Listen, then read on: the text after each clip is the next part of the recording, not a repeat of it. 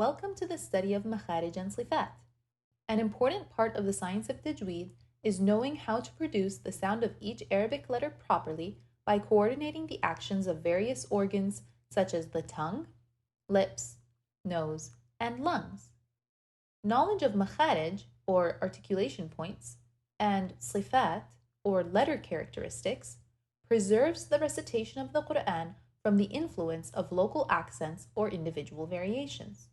This brings reciters closer to the goal of reciting the Quran the way the Prophet, peace be upon him, did.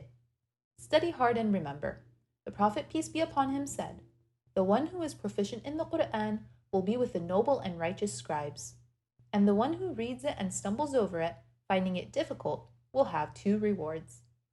Ready to begin? Let's go! Assalamu alaikum. We will begin the study of Makharij and Sifaat with Bismillah. There are 5 main articulation points, or Makharij: the oral cavity, the throat, the tongue, the lips, and the nasal cavity. Let's repeat them together. The oral cavity, the throat, the tongue,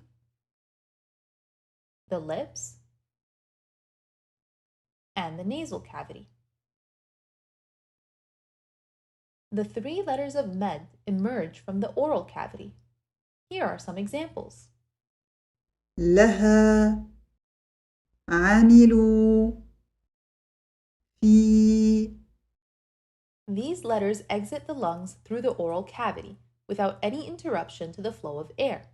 لها عملوا في. We'll see you in the next episode with the articulation point of the throat.